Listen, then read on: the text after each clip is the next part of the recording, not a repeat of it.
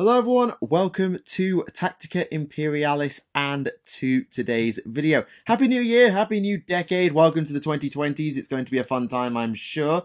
And this is episode 87 of Adeptus Podcastus. Yes, the numbers change from 1 to 2, but you still can't get rid of us. So joining me as always is Remlaze from 40k Theories. Hello everyone. And our special guest this week. So quite recently, we had the first co-host of Warp Time Radio, Scarlet and Stormgrad. Well, now we get to complete the set. Ladies, gentlemen, Xenos of all ages and everything in between, I give you, from Twitter, Arsenic Typhoon, or sometimes known as Caitlin. The Trickster of Zinch. Hi there. Sorry, just movement in the background. Yes, I will warn you, this show could get... This show could get hijacked. We will try and avoid it, but A, we've got a Trickster of Zinch on the panel, and B, well, you may find out in the show. We'll see what happens. Anyway, we'll get on as fast as we can. So, in the news this week, not a lot, because it was Christmas and New Year's. As of the time of recording, it is the 3rd of January. That means that the New Year's Open Day is happening, as we count it, tomorrow.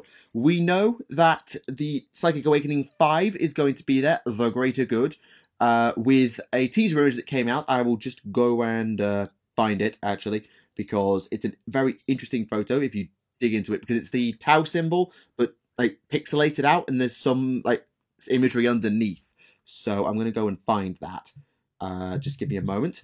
But we did get some reveals along the way, notably the model that will be accompanying Psychic Awakening 4.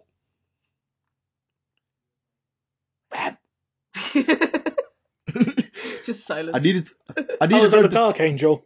Yes, that was the Dark Angel, the first Primaris Inner Circle Dark Angel, I think. Lazarus, I think his name was. Yes. I'll double check now what his name was, because his name escapes me. It's a Dark Angel who has been memed because he's got convertible options, and people decided that they would meme that. Where is it now? I noticed all the some people saying they didn't like the head and wanted to replace it with the helmet he's wearing, and then Warhammer, their Facebook page saying, well, we could just use the helmet as, head in the box. But the thing is, the helmet head is lacking the wings, so for some bizarre reason. I'm going to admit, I've not seen it yet, and I'm just here going through all of the news, being like, where is it? Where is it? It's on the Merry Christmas article. And of course I can't find that. Yes, you guys well, just carry on whilst I try and while you dig that out, I will say it's a very simple model. It's clearly Dark Angel with the big winged helm. You've got a sensor and a key on the belt rope thing. Big Aquila Dark Angel chapter symbol. It looks like a Dark Angel. It walks like a Dark Angel. It is a Dark Angel. It is what it is. I swear I thought somewhat underwhelming, though, I think. When you compare it to the fact we've had Mephiston for Psychic Awakening, we had who was in the other Psychic Awakenings? Jane Zar and Drazhar for Psychic Awakening 1, and Psychic Awakening 2 was... Oh, this is bad. I can't even remember what was in Psychic Awakening 2. Oh, it was the one with a billion books and that sorcerer. That was it. Right. Which was also quite underwhelming. The into going big character, nobody. Big character, nobody. Which means Psychic Awakening 5 will get a big character. Can I have a Shadow Sun and Farsight redesign, please? Now, what's going to be? It's going to be their kid, Shadowsight.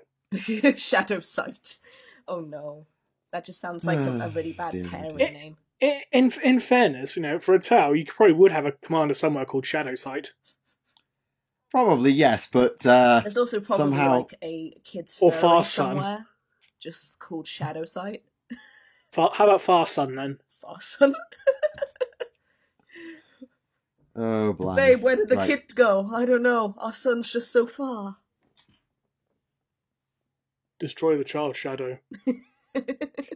Right, I'm going to pop the... Speaking of Psychic Awakening 5, I'm going to pop the image from the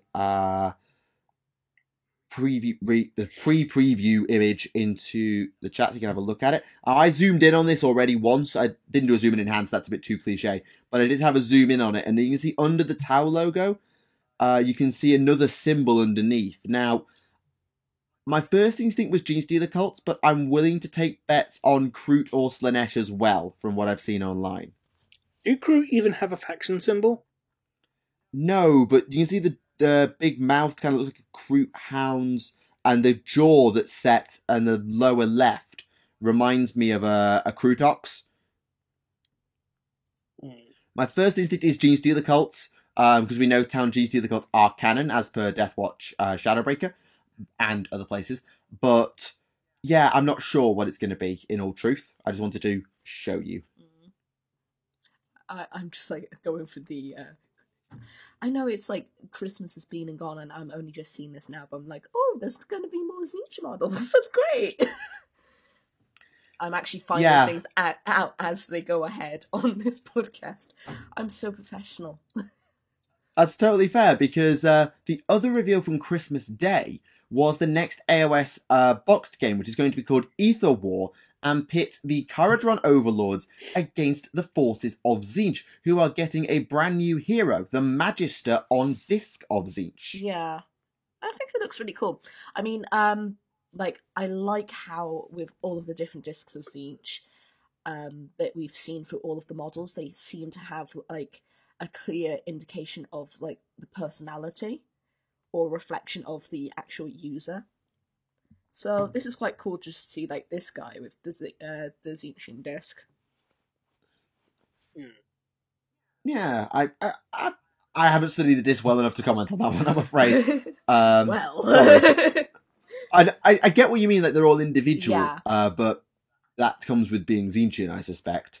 But this also is going to be accompanied by a battle tome for both Kharadron and Tzeentch. Yeah. They're both getting some significant reworks. Kharadron in particular are one of the, I don't want to say the worst armies in the game, but I think they're the most memed bad army in the game.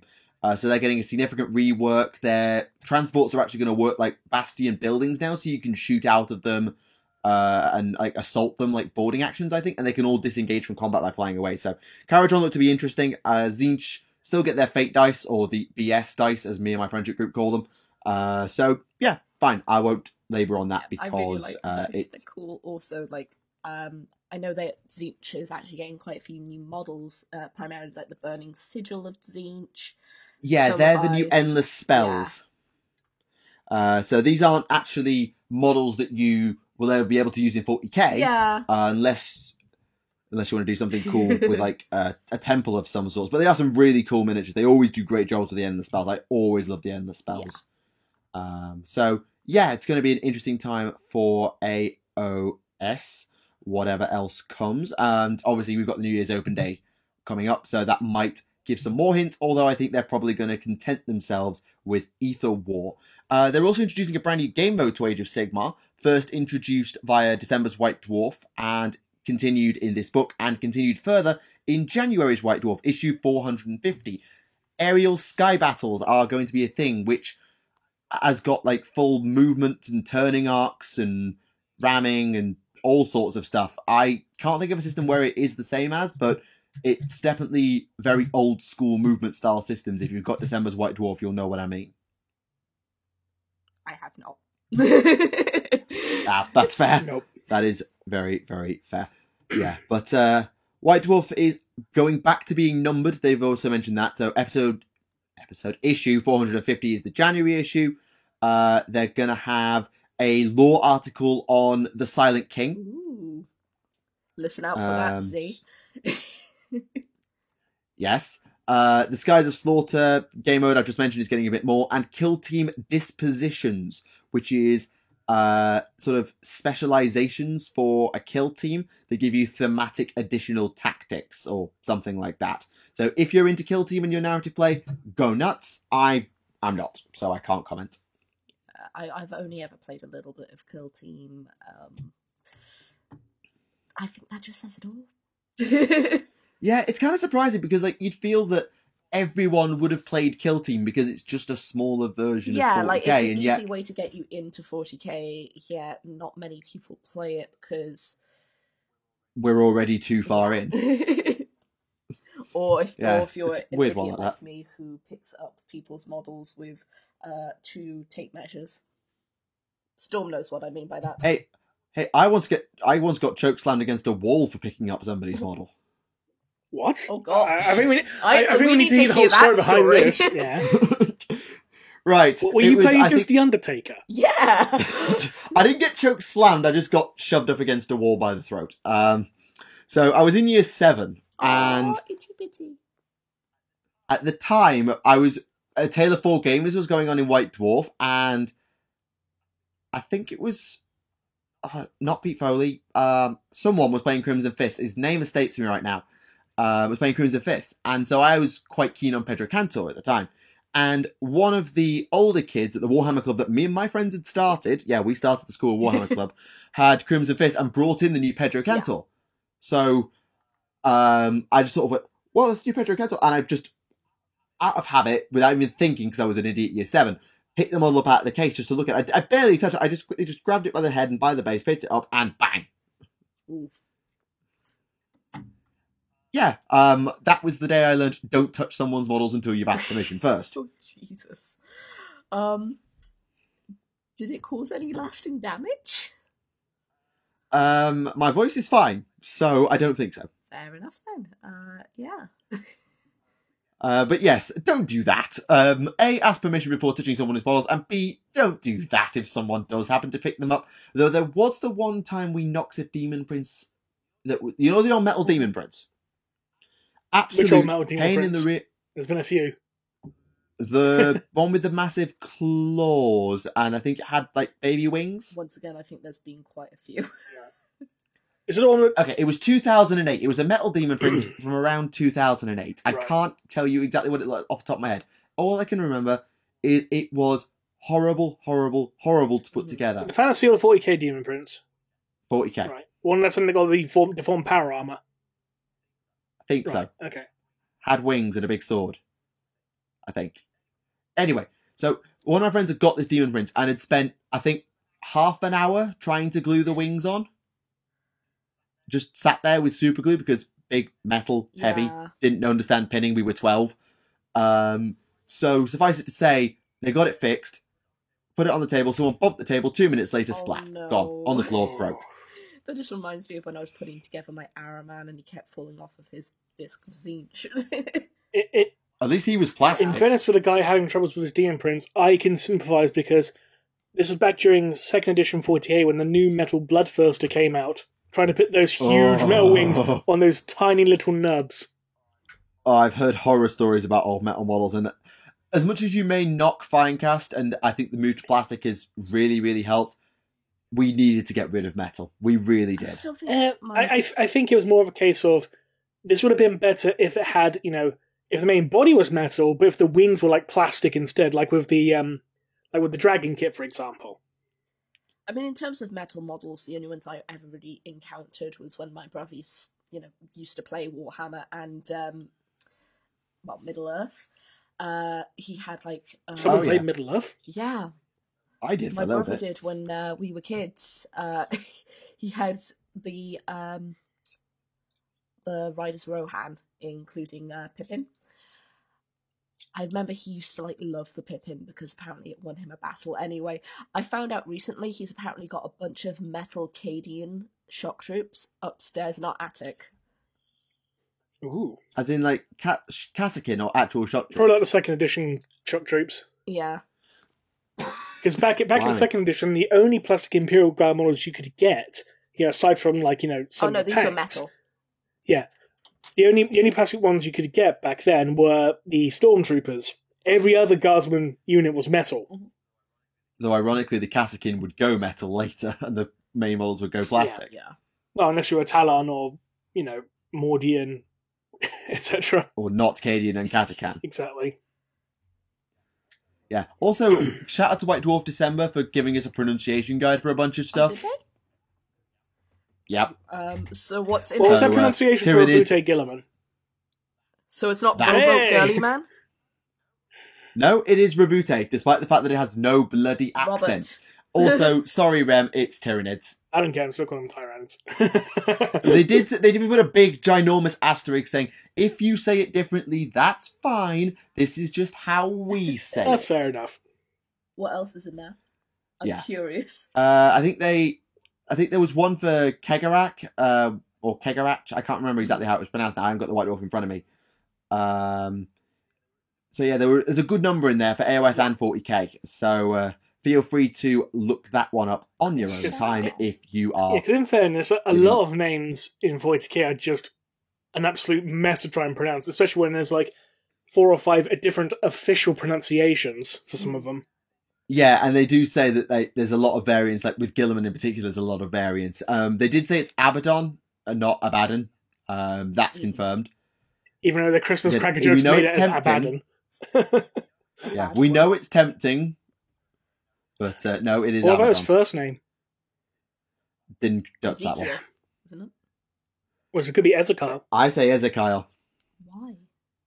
Because some of the audiobooks say it. Ezekyle. It's some Ezekiel. Some audiobooks have it as Ezekiel, spelled. some audiobooks have it as Ezekiel. Again, it's one of those cases where you got several conflicting sources. Yeah, like it's the name like Gilliman, Gulliman, Gulliman.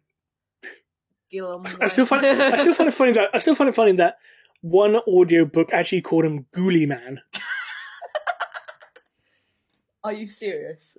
Yeah, it was actually one narrated by Jonathan Keeble, I think, as well. Oh no, Ghouliman. I think it was the only time he actually did that. Yeah, it was actually one of the Garrow audio dramas where he did that. Just yes, the Primarch Rabute Ghoulium. It's Reboot Googly Yes, Man. Googly Man. Yes, Googly Man, yes. Googly eyes. Yeah. But yes, returning to the news, there's not a lot. The rumour engine seems to have an orc with snow boots from on Christmas Eve. No, I'm not joking. I must have missed that. It looks generally like an orc with snow boots. Valhalla Ice Warriors confirmed. It's orc boots with like snow, like fluffy trim. So yeah, perhaps it looks like snow it's boots. The red orc. He's just going so fast. Yeah, there's a super elven sword there in the New Year's Eve one, which is good because I like that. Wasn't there something that was also hinted to be Blood Angel because it was like a sword that had like a chalice hanging from it as well? Yeah, it does have a chalice on it. Actually, yeah, there is a chalice there. So, like, I know because that's a sash. Oh, speaking of... Actually, is that a blood? Actually, that could be like a teardrop, a blood teardrop in. Like, but then, who would it be for? I don't know. Corbulo? Hang on though. Look at the image behind the image, like the background for it, because the orc snowboot one is quite 40k, and the one with the sword is quite AOS-y. It's a dimension hopping blood angel. It's Captain Leonatus from Blood Quest. There we go. Sure. So we've also got a bunch of wood elves for Blood Bowl, if that is your Didn't they already come out? I thought they came out ages ago. Well, there's a few, I think, like maybe star players. Basically, so you can pre-order it now. So there's... Right. Yeah, so there's Gloriel Summerbloom, a wood elf thrower. Gloriel. I just imagine, like, with a name like Summerbloom, I guess it's like the wood elf equivalent of, like, Brittany. Like imagine, like, elves having names that are basically, like, the equivalent of clearly, like, common names, or, you know, like, Mimi names in... So you got, like, an elf I feel like Steve. they're quite a lot of the surnames are quite often titles. But, like, sorry, I'm just, like, just imagine, like, a name like Karen. How would that, like, translate or compare with wood elves? Probably like Cyrene or something. No, well, probably something. No, it'd be something like, I know... Woodpecker. It'd be like, Ariel, I demand to speak to your manager. Yeah. That's a good one. Dear, oh dear, oh dear. What about Chad? But, Is that Chad or Shad? Chad. Chad. Something... Dark side. I don't know. What? Anyway, was that a desk already? No, that was my drink. No, I haven't got a desk. That was me putting my drink down, don't worry. You have no desk and you must scream. But probably, it's not a reveal, but sort of the biggest event of the period between this podcast and the last was the Model of the Year vote. So the best miniatures of 2019 as voted by you and us, the viewers. And everybody else who plays Warhammer and follows GW. Not just us. No, just us. And I was robbed. Us free. Right. So, I will run you down the top 10 very, very quickly. So, 10th was the Squig Hoppers, or the Boingrot Bounders, same kit. 9th was the Chaos Knight kit. No, that was 8th. 9th was the Mangler Squigs. Sorry, they posted the photos in the wrong order here. 9th was Mangler Squigs. 8th was the Chaos Knight. 7th was the Gobberpalooza, which both stuns and doesn't stun me, because they're really cool models, but I didn't think they were that good. 6th was Mephiston, a latecomer to the party. 5th was the Keeper of Secrets. I can't argue with that in the slightest. It's a brilliant miniature. 4th was the Arc Lord Discordant, which is that big spider chariot chaos. Which everyone forgot about as soon as it came out.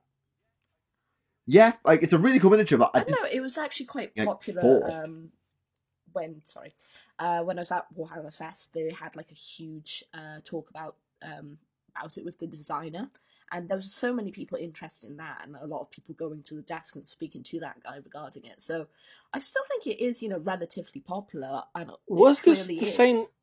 Was this the same event where you spoke to Guy Haley and he confused Comrade Kurz with Corvus Corax? Yes. Right. Yeah. Well, basically, it was actually during the actual panel, and he kept mixing up their names. And I had to really try not giggle. Because I just had like lots of people in the audience just looking back at me while I just said it. You can't see it right now, obviously, but I am shaking my head. That is not a surprise. We couldn't see it, but we could hear it. Just the disapproving tone. It was just the silence. Like you could sense it. You could smell it. Mm-hmm. This was the same one where I asked a lot of questions, and one of them was, of course, regarding the fact that when it comes to Conrad Kurz, I'm going to get on my soapbox now. Right, time for someone else to take a stand about the Conrad Kurz novel, and so the 5th person on this show to do it. Go for it. Right, like, an important thing to look at with Conrad Kurz is he suffers from a mental condition. He is mentally ill. And I think in this day and age, it's very important to represent that in a way that isn't oogie boogoo, I'm just gonna sit here screaming and covered in shit, wailing around bloody arms and building literal armchairs. Yeah. Who knew Conrad Kurz was that devoted to the pun? But the thing that... Well, he is technically a dad, so dad jokes abound. But he hates his kids. Apart from Shang and... apparently, and... Apart from Shang, Talos, and Zhou Zhao. Yeah. So yeah, but yeah, basically I asked him, in regards to when he was like coming to this novel, when he decided to sit down and be like, okay, how am I going to portray Kurz? I asked him, how did he put himself in like the mind frame to be able to portray someone that mentally ill? And he turned around and mentioned that he struggled with OCD. And he... OCD. Right. And yeah, I'll be honest. I'm no expert in OCD. or mental illness or anything like that. But I mean, I don't know what he went through. I'm not going to attack him for going through that. No, of course not. No, but I'm pretty sure he wouldn't have gone through a phase of eating people, though. Yeah. I actually, my neighbour, who I obviously used to live next to because he was my neighbour, but one of my neighbours actually did suffer from OCD.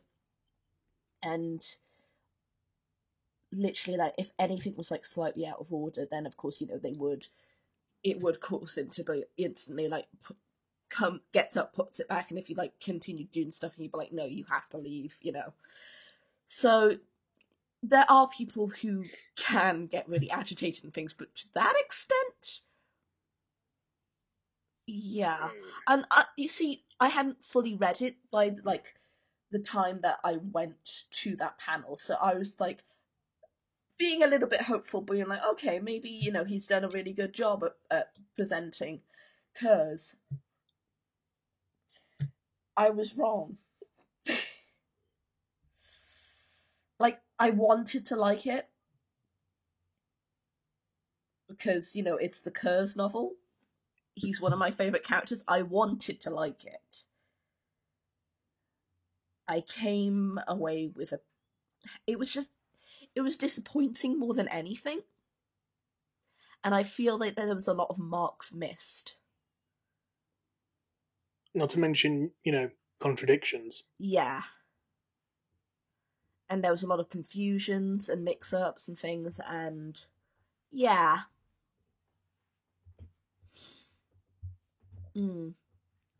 Yeah, it's... I don't think he was the best person to write that specific time in Curse's life. That's fair, though. Which leaves, you know, who'd you pick to write instead? Because obviously ADB had the chance originally, but he basically turned it down because he said, I don't know what to write for him. Yeah, I mean, that's, like... It's sad that ADB did turn it down, because he's one of the best people when it comes to presenting the Night Lords. Because I think if he hadn't already done so, you know, ADB would have just written Prince of Crows for the Curse Primarch novel. Yeah, I know. Let's be honest. But again, since that already happened, not much you can really do in that regard. I know, it's just like, I feel like, I don't know who, and, you know, it is very easy for me to say I don't think he was the best person for the job, but then of course not be able to turn around and say who I think is going to be the best person. But I still stand by that. I just don't think he fully grasped the character, and I think that is like, that upsets me with a lot of these Primarch novels, because some of them are great. Like, he did a great job with Perturabo. Yeah, I'll agree with that. I'll agree with that. Once again, another book I really wanted to like, because... I mean, in First with the Primarch novels, most of them are just not very good. Yeah. It's a sad thing. They're just not very good pretty, overall. And I want to use them when I do, like, cosplay photo shoots and things, because they'd be great props, and they're pretty, but the content... Yeah, because I think in that entire story, we've only got, like, 3 genuinely good books in that series so far, and that's the Angron book, the Perturabo book, and the Lorgar book. Mm-hmm. Have you managed to read the... I've seen people posting... Is the Lion book out yet? No, it's out for general release in February. Yeah. Which means you've already got it. No, the limited edition hasn't come out yet. Oh, right, fair enough. Sorry. So it'll probably come out sometime this month, the limited edition. And it seems like a missed opportunity for me, because in terms of these, like, stories, like, you know, people could properly actually put their hands in, you know, the bucket and actually mess around with the actual meat of these people. But it comes off so cardboard, and it felt like he was forcing it out. And at times, like, honestly, there were certain parts of the book where I was more interested in hearing about Sheng and Sevatar's interactions with each other and their opinions more than Curse himself. I think the big challenge with characters as titanic as the Primarchs is when they were first introduced, I'm talking way back, when we first got the Primarchs, they were probably given a 1-sentence brief. Angron is super angry warrior dude. Magnus is whatever. They were given a very, very brief Passover introduction just to put them in the game. Mm-hmm. And thus, as the way Black Library writes, where one author does book X, another author does book Y, and sometimes they'll get a mini-series or get to continue a plot thread, but quite often each character and each novel is approached almost autonomously. They do talk to each other, but quite often they're done quite autonomously from one another. And that means that a lot of it comes across as writer's interpretation. And writer's interpretation is great when you're building a character within a faction that already exists and want to do your own spin on it. For example, introducing Gendor Strivok, whether you like him or not, he's an alternate take on the Night Lords. But that's one thing. But taking an established character who has some traits and some ideas, but is supposed to be this titanic, super important, super powerful demigod of war, whilst also trying to introduce enough of a human element that they don't seem alien, even though they have to seem a little bit alien, whilst not talking to the other authors or maybe having to pick up scraps and interpret what the other authors meant because they just were on holiday that month or whatever else. It must be really, really hard. Oh, yeah. No, agreed, yeah. There's no question about that. And, you know, he did actually mention, once again, in that talk that he liked the Primarchs so much because they passed so many hands and because people had like all these different interpretations. And, you know, you're building off of these characters which have been around so long and been through so many like different phases, and we've seen them like in so many different ways that by that point they should be considered more like people, because they're characters with the way they've been portrayed and all of that variation. Because when you think about it, people themselves are not like one note. Sorry, I'm just getting like a bit... I'm going to get into like my old script writing training from university now. So the thing is with characters, to get a character that really like captivates you, it's the most important thing is to look at them like they're a person, and for the reader to actually come away feeling like, yeah, this is a person. So I suppose, you know, there is that difficulty that, yeah, we have started off with the Primarchs and them being these tropes, but it would be nice to see people try and, like, not so much walk away from the tropes, because we don't want to completely change the characters, but look at the tropes. And which is what happened with Kurz. Yeah.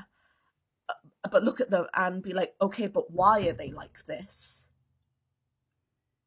Like, what's the proper thought process, and actually get into the meat of it. Like, for example, in my opinion, it's something that had potential to be mixed around and pulled apart a bit, is the mention in that Kurz novel that he hates Corax. And my take was from it was, well, this would have been really cool if you looked at it. They're of course two sides of the same coin. Yep. But there's also this kind of aspect about them that there's one child on the pedestal effect going on. Like, he's putting he's putting Corax on this pedestal, being like, yeah, that's how I should be, but I'm not. And so he's resentful to Corax for being that. But then, of course, you have Corax, when you look at him in his novels, he's constantly got this stress on him that he wants to be this leader people believe in. He wants to be, like, he's, like, constantly fighting to stay on the pedestal when you look at things. Like, when he looks at Kurz, he looks down at him and he said, like, I don't want to be that whatsoever. So there's this weird... The way they look at each other, it's just they're constantly at an odds with, I could be you. Yeah. And so that creates this constant... Sorry, I don't know if I'm explaining it right, because I know... No, I get what you mean, in terms of, like, Kurz is Corax's dark reflection. They both know it, and they both aspire to be the light reflection. Kurz wants to be more like Corax. He's put Corax on that pedestal. Yeah. And Corax is fighting to stay on that pedestal so he doesn't end up like Kurz. Yeah. I get what you mean. But I think there's an argument, and I know it's hard to do in the pages of a novel, for a little bit of show, don't tell. Yeah. Because this rivalry of Kurz and Corax comes, at least to me, this whole thing about Corax came a little bit out of nowhere. We've never seen Kurz and Corax talk to each other. that I know of. I know. Now, Rem, correct me on this. Yeah. Have Kurz and Korax ever talked to each other? Only in the Kurz novel. Have they ever shared a battlefield with each other? There was one bit of lore, I can't remember where exactly it was, where apparently it was to do with like this weapon that when Kurz was found, Korax actually... Oh, wait, of course, they fought at Istvan, you spanner. They were fought at Istvan 5, you spanner. Right, anyway, carry on, sorry. Sorry. There was... Sorry, just trying to get over that. There was this bit of lore that apparently after Kurz had been found, I can't remember where I saw it. Rem, you might be able to tell me if I'm imagining this, but if I remember correctly, there was a bit of lore that said that after Kurz had been discovered, Korax was already discovered by this point and established within the Imperium, he decided to go visit his brother because he heard, like, you know, his brother is, like, pretty much exactly like him. And he gifted him, like, this gun that was made on Kievar. Yeah. He gifted him this gun that was made on Kievar as a token of friendship. Be like, hey, you know, we should be buddies. And apparently that meeting didn't go well. I don't recall off the top of my head, considering that, you know, Kurz was found before Korax. Yeah, I don't know where I heard it, but I think it might be a case that, you know, maybe it was like a really small footnote somewhere. And it's bugging me, and I'm going to be Googling it after this, being like, where is it? If it was from the 40k wiki, it was probably something that someone just made up as well. There's always the equal chance. No, I don't think it was. I remember because someone did comment on it. Well, it was definitely from an actual codex. But either way, if it was a case that, you know, Korax had just been found and whatever, basically they had a meeting, they tried to bond, and it didn't go well. We don't know what happened with that, but all we know is it didn't go well. Yeah, and that is show don't tell. Yeah. And with Istvan, I'd need to go and read Fulgrim again to remind myself how that interaction goes. But obviously, because that was written so long ago, and they've not shared a battlefield since Istvan, to my knowledge, it's hard to weave in these Primarch rivalries. Best example I can think of is Guilliman and Alfarius. Yeah. Because Guilliman got pissy at Alfarius because he wouldn't do what he was told, and then Alfarius went and took the world all on his own and was just like, how about that? And then that was paid off by the fact that Guilliman outwitted Alfarius Omegon in the Scouring by doing something that wasn't within his stratagems, thus allowing him to kill Alfarius and/or Omegon and/or someone representing them. Yeah. Allegedly. So that is building up a relationship and then paying it off. Yeah.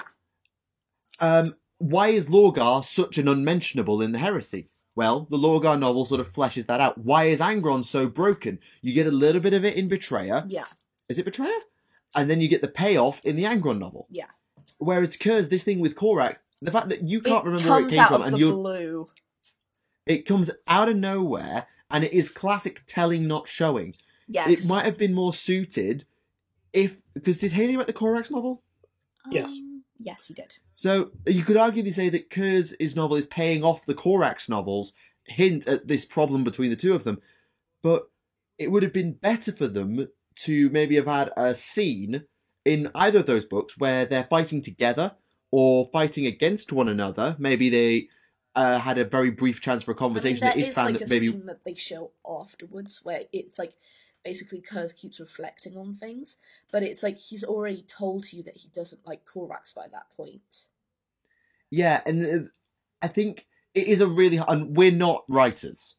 Well, you might be, but I'm not a writer. And so this sort of idea of show not tell is really, really hard, and making reference to things that then you either have to pay off on your own or expect someone else to notice, be told about, and then pay off in the right way themselves. It is really, really difficult. Yeah. But also, if I find that that piece of lore that I was on about, I'll send it to you guys, because I know I'm not like imagining it. I know I've definitely seen it somewhere. I think I saw it on Tumblr, a screenshot or something, but I can't remember. I think it was in the Korax tag. Are you looking it up now? No, I'm just typing something. Right. Anyway, that massive sidetrack actually means we don't know what the top 3 models of the year were yet. Sorry. No, it's totally fine. It was a really insightful discussion, a really fantastic discussion. It's just there's a top 3 to reveal. Yeah, sorry.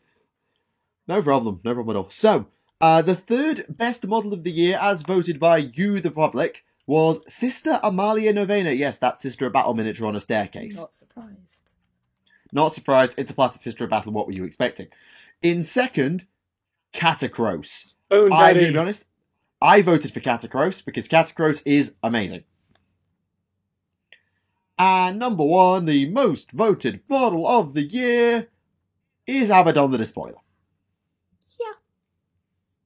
I mean, in fairness, it's a huge step up from his original model. Yeah. Let's be honest. Yeah, but I think the fact that he's a 40k character helps. The fact that he's an established 40k character really helps. Because I personally still think Catacross is the better miniature because it's trying to do more cool stuff, whereas Abaddon is just, it's Abaddon. I mean, it's a very shinier. cool sculpt and everything, and I've seen a lot of people do a lot of cool things with it. But I think it is a case that, you know, as you say, he's an established character. He's a popular character as well. A lot of people really like Abaddon, so... Memes aside, or at obviously. least memeing. Yeah. What's I that just smell? I just want to point out that I voted for the Ambot. I really like the Ambot. I've seen loads of people making really cool conversions, like turning it into like Orc Mega Armor or into like, you know, Obliterators or Iron Warriors, Warsmiths and stuff like that. Yeah. Oh yeah, absolutely. And GW really, really made this year's vote hard. It was hard. The one thing that surprised me is quite how many Gloomspite gifts were there. Like, I'm not surprised to see one of them, but 3 in the top 10? Particularly the Squig Hoppers. Like, I love the Squig Hoppers, I'll be completely frank with you, I love them. But I wouldn't put them in my top 10 models of the year, I don't think. No, of course not. For me, I think Catacross, Keeper of Secrets. I was tempted by the Lord Discordant, but that's only because I didn't remember it existed. Then I looked at it and thought, I'd forgotten it, therefore it can't be that good. And yeah, I think I'd struggle to make a top 10 of my own without probably looking through the list and writing it down, but I'm glad to see at least a couple of my favourite miniatures in that list. Also, slight sidetrack, but whenever people keep saying Catacross, I keep imagining him with a little goatee and naming him Xanatos. I don't know why. Well, Xanthos is his sort of second in command. Xanthos is the sort of Arch Cavalos. I wonder if anyone's actually understand my particular reference in this regard, though. I'm not. Do you, Caitlin? No, sorry. I phased out for a second. I'm just going to assume that I'm probably the only person who watched Gargoyles when they were younger. Yeah. Yeah, we've already had that discussion, though. You've already, we've established I hadn't watched it. Have we? When did we have this conversation, then? Yeah, we basically had that conversation, and you were just like, yeah, but this was the best show, and I'm just like... You sure this was for me and not someone else? No, it was definitely you. And I'm like, I'm 23. I mean, like, oh, baby. You are baby. Yeah, I get used to that. To be honest, the last conversation I remember having with you is when you started going into Uwu speak reading an Ian Watson novel. No, one second. I can bring up my phone. I'll tell you what the last conversation you had with me was. I mean, audio conversation. Oh yeah, audio conversation. It was the Uwu speak, but like, I'm talking now, Discord conversations. Okay. Yeah. But speaking of Ian Watson, Uwu speaking and all that, there is a side point to this. Okay. Zora, I'm still waiting for that audio file for the Fulgrim book. Yes, so am I. Ha. So yes, we'll have a sequel to Zora and the Bell reads Comrade Curse the Nighthaunt. Now do that with Fulgrim the Palatine Phoenix. Okay.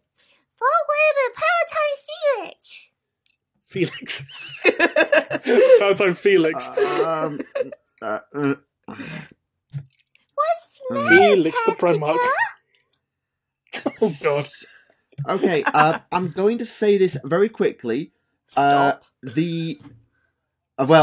Stop. I'm using it as a distraction. This is technically a leak. Now, obviously, people watching in the future of the podcast will not care because it's going to have already happened. But it looks like someone's leaked the sort of, the big header image that they put on these big articles. The 3-parter, and they've leaked it, or it's been leaked, possibly, and posted around. And, there's some interesting stuff on it. Turns out we were right about a certain miniature, possibly. It's Shadow Sight. Also, not quite. Far Sun. But sorry, carry on. You know what? I will just show you. It is easier. Suffice to say, it looks like we're going to get a new Tau character. We're going to get some more Warcry, which looks lovely, and also a model that, as it's in the Codex, Ren will already know what it is. But a model that I don't think has ever been seen before. Ooh. I will just quickly hang on. Where if is I'm it? being quiet, guys, it's because I am searching for that little piece of lore. Because I know I've seen it somewhere. It's gonna drive me insane till I find it. Where is it? I've lost it. Been lost to the infamy of the downloads folder. I hate my downloads folder. It's such a mess. Something Mac. Something grumble. Right there. There's a grumble there as well. There's a lot of grumbling going on there. Oh, I know what that one on the left is. Yes, I do, because you made me proofread the script on it this morning. Yes. Yes, so that's a thing I just wanted to put there, and it also confirms what I was suspecting. Extreme baby carriers going on here. Yeah, so it looks like we will be getting Tau versus something Tyranidy. My guess is Genestealer Cults. Most likely. Considering you got, looks like, Genestealers in the background, so... Yeah, and we've already had Tyranids in Blood of Baal. And considering that they're in the Genestealer Cult blue and purple, as opposed to any of the High Fleet they're colours. not in the High Fleet colour. Yeah, you're right, good spot. So, yep, that's a thing. And what's the name of that thing again? Remind me. Anchorite. Yes, this is a fascinating piece of lore that I'd never come across until Ren told me about it. So this is in the new Codex. Has it never been anywhere else before? Not that I can recall, no. I think this is brand new for the Codex, because the Mortifiers as a whole were just made for this Codex. I was going to say, because when you wrote down about, you were talking about engines of penance, I was like, that's just a penitent engine, Remlez. Why are you being so pedantic? Oh. There's 2 types, at least. Yeah, so that confused me a little bit. Because you have the Penitent engine, and you have the Mortifier engine. Yes, which is for... Anyway, I won't spoil the 40k lore for newcomers video. No. But yeah, we got an Anchorite, which is basically a Mortifier, but the pilot's encased in a sarcophagus. So as... Is a traitor. Yes, to prolong their suffering for as long as possible. No lucky shot to the head to kill you. No siree. You're staying alive so you can suffer, bitch. Well, no ma'am in this case, because they're Repentia. Exactly. You're suffering, bitch. Bad children get put in the tortured baby carrier. It looks like we're also going to get an Ogre team, or an Ogre, a Noblar, and a Sabertusk for Warcry, Warcry, Underworlds, Beastgrave, sorry, dumb, Underworlds. Same thing. And I'm looking at this miniature now, and I want to talk about it because I'm going to forget in 2 weeks to talk about it. We're getting a new Shadow Sun. It very much looks like we're getting a new Shadow Sun. And, oh wow, this is an upgrade. Oh wow, this is an upgrade. Like, the old Shadow Sun was fine, just way too teeny-weeny now because of the upgrades to stealth suits. Sorry. Well, there used to be Lizardmen characters in 5th edition Fantasy with those names. Yeah, a skink called Teeny Weeny, one Polka, and another one called Dot Bikini. That's great. And Tic Tac Toe. Yeah, and there was Tic Tac Toe. That was a thing. Who was the other skink priest? I can't remember. Teeny Weeny was the original name for Tenquain. Tequain, that's it. Yeah, but Teeny Weeny was his original name. Teeny Weeny. Then they changed it in the following edition. Yeah. Because obviously, for such a lore important character, you can't really have one called Teeny Weeny. Yes, you can. So I am the leader of the Red Crested Schemes. I am the prophet of Sotek. My name is Teeny Weeny. Stop laughing. So, yes, we are getting a new Shadow Sun miniature by the looks of it, and it looks brilliant. It is really dynamic. She's in a leaping pose, fusion blasters up, upgraded jetpack battlesuit, so might not be the XV-22 anymore. New command link drone next to her, looks really good. And it looks like she's with some Pathfinders, which makes total sense. But yeah, I think I still prefer the helmed version. I think the hair just goes way, way, way too far backwards for Oshasera for me. But yeah, I really like the new Shadow Sun, if that is indeed the new Shadow Sun. I very much approve. Yay, happy. I don't play Tau. Don't like Tau. But you still get to use you still get to have the Sisters of Battle Anchorite, though. Yeah. You get the torture buggy. The torture baby buggy. Naughty kids go in the torture buggy. You will spend a night in a box.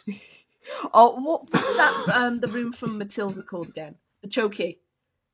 I don't know. I was just referencing Toy Story 4. Oh, okay. Toy Story 3, right? Sorry. Toy Story 3. Yeah, the Chokey from Matilda. The one that Mrs. Trumbull puts the kids in. I've not seen Matilda. Really? Yes. Oh my god. I don't think I have either. I've read a lot of Roald Dahl, but I don't remember that one. Right, well, that's something I'm making you guys watch. Yeah, my brother's already got a film view of you need to watch X, Y, Z, A, B, C, Alpha, Beta, Gamma already, so that's just another one on the list I will probably That sounds like a very complicated movie. Alpha, Beta, Gamma, Delta. It's me exaggerating the length of the list. I know, I'm being facetious. Lorem ipsum. I know. But speaking of movies, have you guys seen Irreversible? No. No. Damn. Awesome French film. It's like it's weird because it starts at the end and ends at the beginning. I know it sounds weird, but it just works. Fair enough. I actually watched the new Star Wars. My condolences. It's not good. My condolences, Michael. It's not the best movie I've ever watched. It's not the best Star Wars movie I've ever watched. I like what it's trying to do with its characters, and I do like some of the things it was trying to do. There were just one too many leaps of logic and plot holes for me to. By the end, I was like, okay, stop now. Yeah, It kept me until about the last 15 minutes, and then I gave up. Of course, Dyad. It's just, fuck's sake. Me and White saw it on Christmas Eve, and we came out of that movie theatre, turned to each other and just said we should have just seen Cats. It was the acting was just so wooden at the start. Also, what pissed me off is, so of course, sadly Carrie Fisher, of course, did pass away. But they've got this weird, recorded version of Princess Leia. Oh, where she only says a couple words in response, and it just seems like they've basically cut random recordings and spliced them together. Do you know what That's what it sounds like. Do you know what that reminded me of? That episode of South Park with Return of Chef? Yeah. It's like, oh, so you're back now, Chef? That's right, Randy! Yeah. It's like, oh god. But to be honest, at least, I think the Chef episode was done better. Just because it was, at least had the excuse of being, deliberately bad. I just have a lot of negative feelings, okay? Okay, right, we're going to let that one go then. I actually managed to finish reading something. Yay, Christmas holidays. So I finally finished Honor Bound, the Severina Rain novel. Is it any good? Okay, yes. Fair enough. Admittedly, a little part of me saw the twist coming, But I think the first 2/3 particularly really builds it up, and sort of layers a few things on. You get to meet the characters and you get to know these characters, because there've been several Reign shorts, I believe, before this book. But even as someone who's not read them, I was still engaged with the characters and interested in their sort of comings and goings. There's a smattering of characters, but not too many that you can't keep track. Which I think some Space Marine novels have a tendency to fall into the trap of just too many names, can't keep up. I'm looking at you, Red Tide. Quite. So yeah, well paced. Starts off with an action fight scene, then starts to lull down. A lot of political intrigue is involved in it. And I won't. Should I say you might as well. I'm just wondering, how long has it been since it came out, and therefore am I safe? Quite a while now. Okay, fine, right. No need for a spoiler warning then. So, they're fighting against this Chaos Cult, who call themselves the Sighted. They're in the Ghoul Stars, I think. Off the top of my head, I think it's the Ghoul Stars, or a region of a very similar name. And Reign and her Antari rifles, who actually are much better at not being riflemen, are a bit more sneaky and stabby than that. But anyway, and also they train their own stormtroopers and they don't brainwash them and mind wipe them. Anyway, get wrong with it. And they're sort of on the front line in one of the battles. It's kind of a massive crusade where there's loads of war fronts at once, all under the command of this supreme general. And they've got a Psyker with them, Sanctioned Psyker. She's seeing visions, and the Sighted, if not, I think they are Tzeentchian, because they talk about a lot of things in Nines, so I think they're Tzeentchian, and they start messing around with these visions and prophecies, and they talk about this individual called the Manticore, who is working to sabotage the crusade from within. And sorry, Reign goes to... someone called the Manticore, and it turns out the entire time it's just a Manticore tank that's gained sentience. It's like, yes, it was me all along. Beep, beep. Sorry. So, Reign starts to investigate a bit, and also she's got a tragic family backstory where her father was... her mother was a war hero, her father was executed for desertion, and her sister was executed as a traitor, though that's revealed to not actually be the case. She was on the trail of this Manticore, and was then basically just twisted into a traitor by politicking.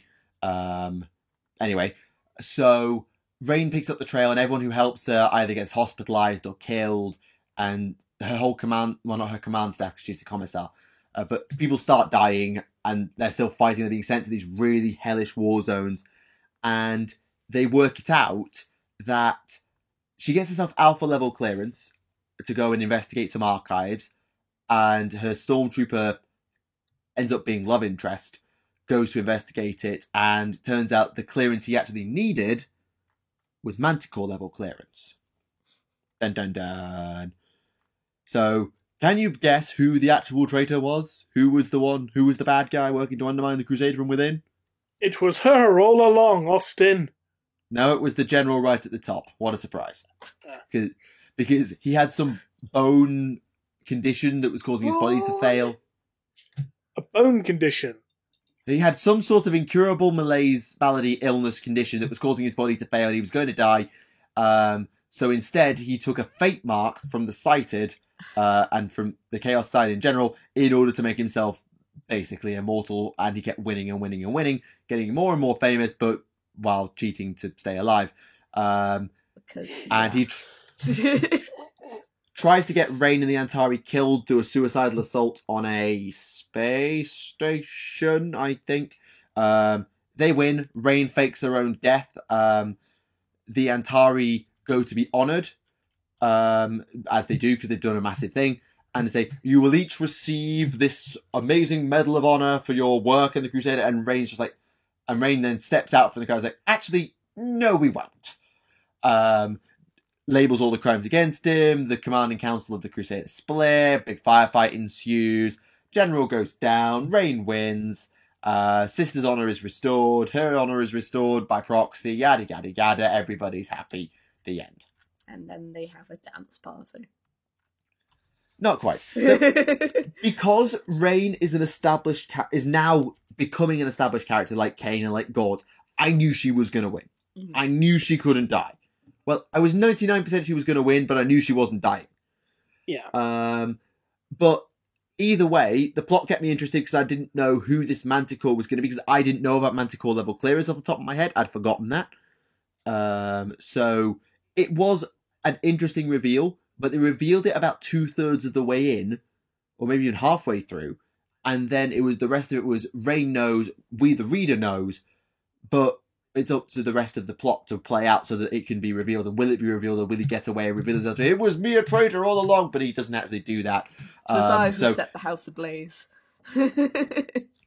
In general, a really good read, and as much as it took a bit for me to get into it because I was basically reading it in 4-page bursts, it was genuinely, I was kept motivated to keep reading it, so I enjoyed it. Though part of me was trying to fly through it so I could get on to Court of the Blind King, which I also own and have almost finished. But that's a story for another day. So I'm still looking for this piece of lore. And to this day, they say she's still looking.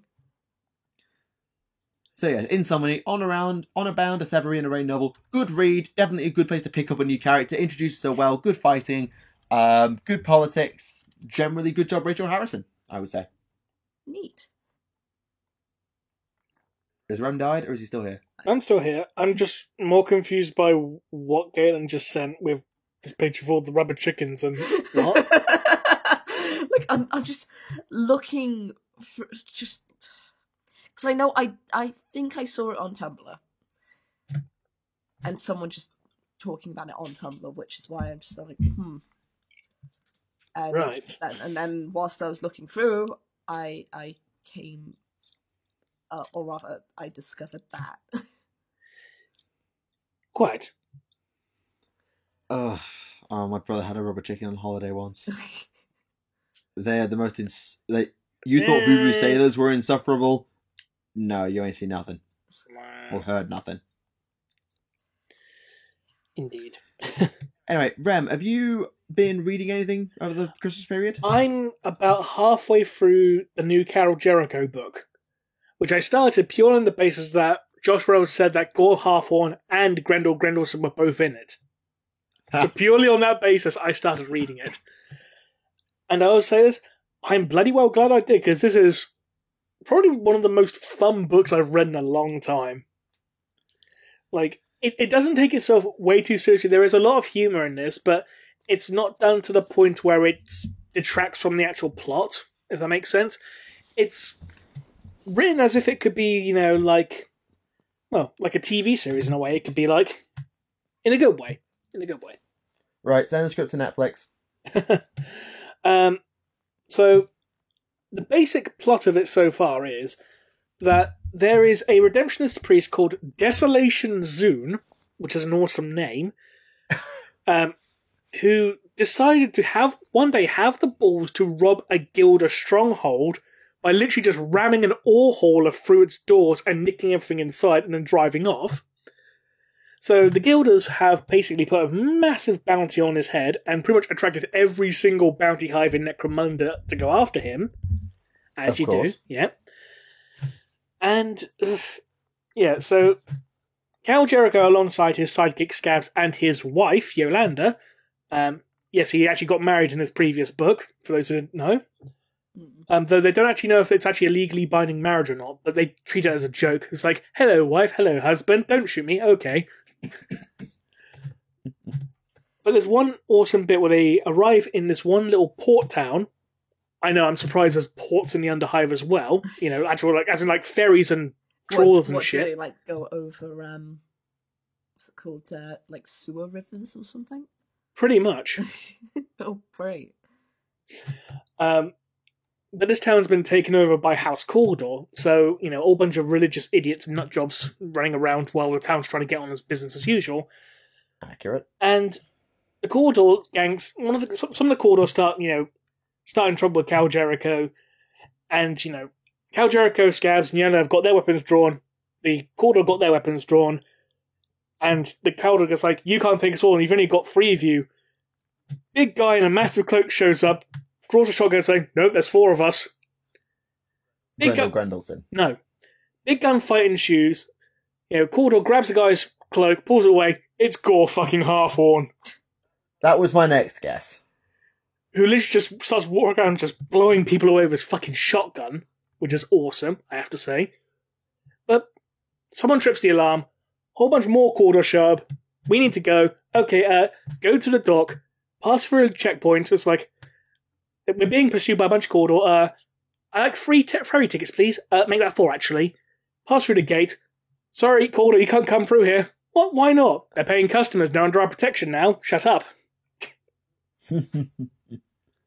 Twitch Gore Halfhorn just basically ends it just by pulling out a massive equivalent of a Cuban cigar out of his pocket. To which Cal Jagger holds out his hand and Gore's like, oh, for fuck's sake, fine, you can have one as well. Like, they treat it as if it was like a proper Cuban cigar as well, just because of how much they describe it and how rich and how potent and expensive it is. You wouldn't think You wouldn't think a Beastman would be able to get, top hive level tobacco. So is it basically? It sounds like buddy cop with a paint of Necromunda. Kind of, yeah. With lots of gunfights as well. It's kind of like if you cross buddy cop with cyberpunk with western, I suppose you basically get this book. I'm trying to think, or rather get the pitch out of my mind of just treating Cuban cigars like dog treats. Been like, okay, you can have one too. Speaking of which, he has a robot doggy. Yeah, that makes him better. Yes. What's quite interesting as well, they actually reintroduced Scalies back into the Necromunda world as well. Good. Which are basically the big abhumans are like Ogrins, but they're like lizard people instead of like ogres. So think like, Kroxagor abhumans essentially. Nice. And this one was a leader of a muti cannibal tribe as well. Like they shot him, they blew him up with a grenade by shoving a grenade down his throat. It's like, hey, we killed him. He's getting back up. What? It's like, oh yeah, I forgot Scalies can regenerate. Shit. Oh dear. Yeah, it's actually a really fun book. I do recommend people go and read it. I posted an excerpt from it on my channel's community tab the other day, where Cal was talking about Yolanda, about how she's not exactly, matrimonial material, but does mention how he did witness her beat a man to death with a slightly smaller man. Yolanda Katz literally beat a motherfucker to death with another motherfucker. Yeah, exactly. She literally did that, yes. Joke I should know. I've just gotten to a point where they've rescued a rat skin girl who turns out to be a weird beastmaster. Because she summoned up from, as the ferry was going over the lake, or ferry, whatever you want to call it, a creature called a Sump Devil, which is basically the Kraken from the Pirates of the Caribbean movies. Yeah. Oh, good. So basically, you got giant squids rather, that eat boats that live in rivers of shit. In a city. In the middle of yes. Necromunda, everyone! And I thought the world of the Idoneth was a bit weird. Yeah, I don't know if either of you are familiar with any of the Magic the Gathering settings. No. Okay. No, sorry. Well, there is this one world called Ravnica, which is just it's a whole world which is just one big city. And I know in there, they basically, what's happened is over time, the buildings have gone over, buildings pretty much get piled on buildings to the point there's now an undercity. But under there's an ocean that used to be, of course, a normal ocean, but they've built so much up on top of it, the ocean is just quote unquote subterranean now. And see, that would be okay, but when it's it's straight up shit, then okay, then how is that thing living in there? I don't know where I was going with that.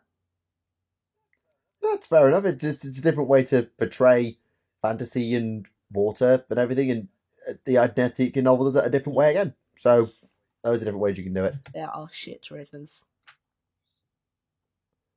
Entire rivers of shit populated by squids. Oh no. Oh, and creatures called spew sharks as well. Oh no. Oh, good. That's a very visual good. name. That's literally what they're called. Spew sharks, yes. Yeah, no further information needed. Stop. No. There could be viewers eating their breakfast. Put it away. Oh, and also just got past a bit where there was a massive barroom brawl, which ended up with a corridor Blitz. which ended with a corridor stig getting involved. Mm-hmm. So, for those of you who don't know what corridor stigs are, it's basically, Master Blaster. A midget riding a giant, essentially. So, yeah. Right. It was quite fun. So, cows are sitting at the bar, knocking back shots of water, fresh water, luxury goods here. And it's like Scabs poking him, saying, Cow. It's like, I know the corridor. How many? All of them. Fuck. So what he does, he just picks up a shot glass, throws it at one of the corridors, knocks him out with the shot glass, and then pulls his pistol. And it's like, who's next? Sounds like the beginning of the Kingsman fight scenes. Well, Cal is the son of both a planetary governor and an inquisitor, so... Manners maketh the man.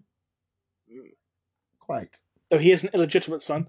Though apparently it's hinted that Gore Halfhorn might also be the illegitimate bastard son of the planetary governor, which will make him Cal Jericho's half-brother.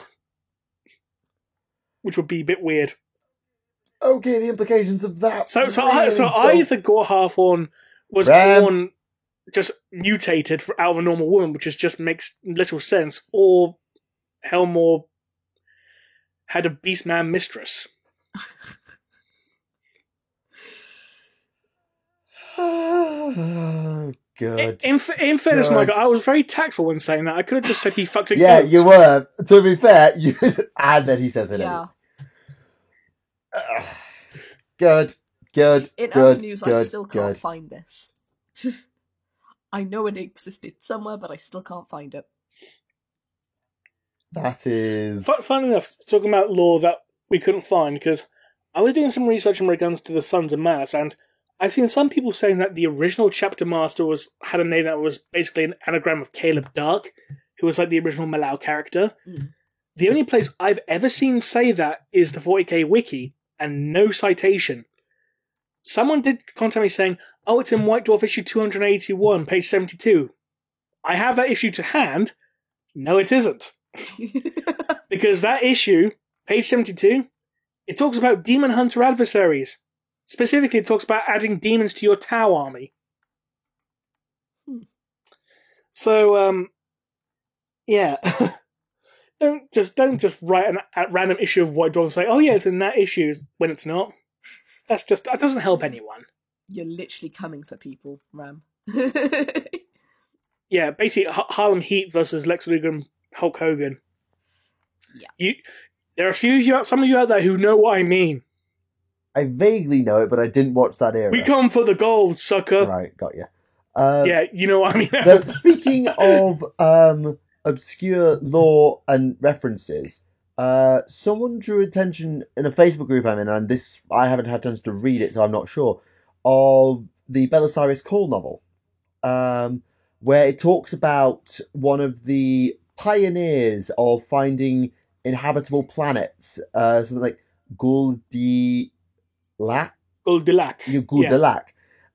And they mention it because that is a reference to the Goldilocks zone, which is a phenomenon in astrophysics, and I know it. It is the region of space around a sun, a star, which is most likely to be able to support life. And specifically, not too cold, not too hot, just exactly. Right. Hence why it's known as the Goldilocks zone, because the temperature varies depending on distance to the sun. So that is a very, very neat reference, and I kind of loved it. So I thought I'd mention it because obscure lore references are awesome. and I'm never going to sleep till I find this lore. You'll never sleep again. I'm never going to sleep. Day 372. Adeptus Podcast. She still hasn't found it. Sorry. I haven't found it. Damn it, I can't use proper prepositions. I've been looking for so long now, you haven't found it. I'm now starting to watch Angry Beavers and I don't know why. It's one of those specific things, though. I know my brain hasn't made it up, so it exists somewhere. You just say you know your brain made it up. No, I said I know my brain hasn't made it up. Right. I wouldn't be looking for it if I knew my brain made it up.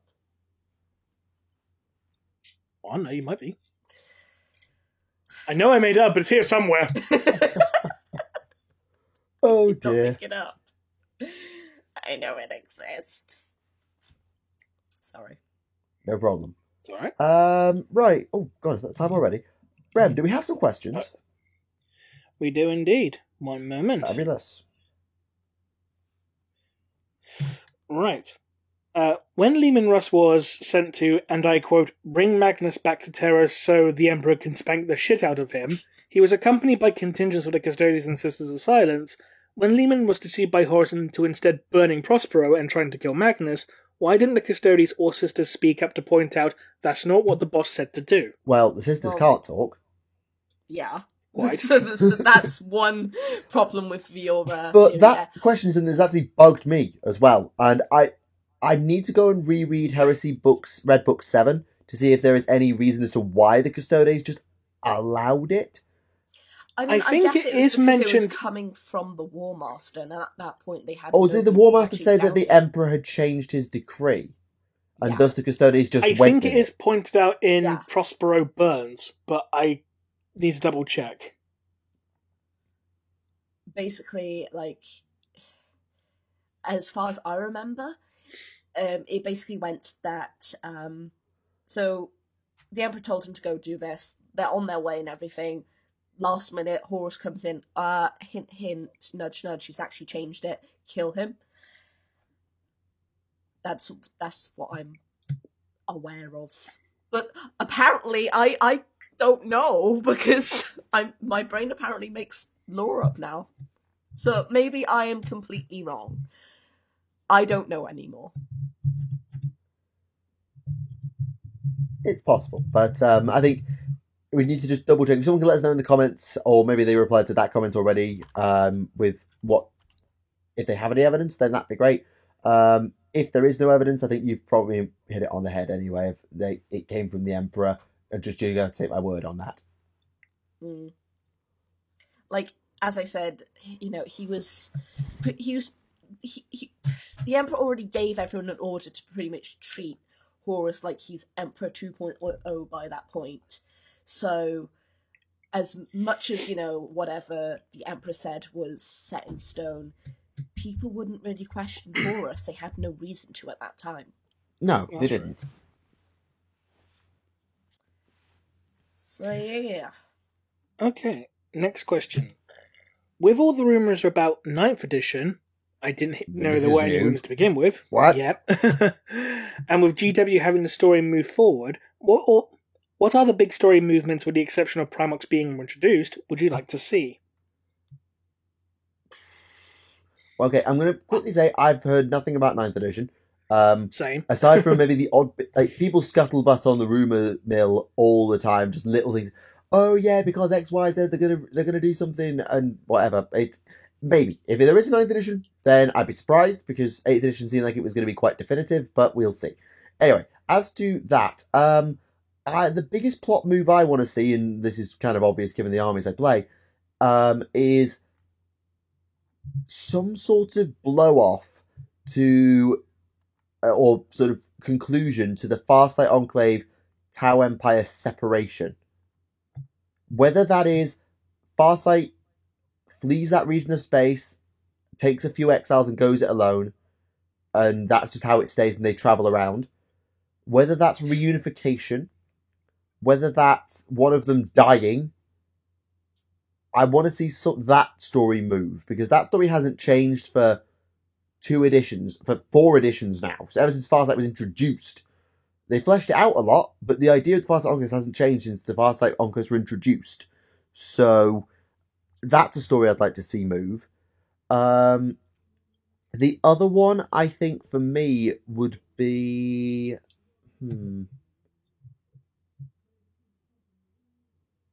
Nope, lost it. Had it, lost it. Damn it. Oh, Silent King. That was it. Maybe we'll get some more of this in January's White Dwarf.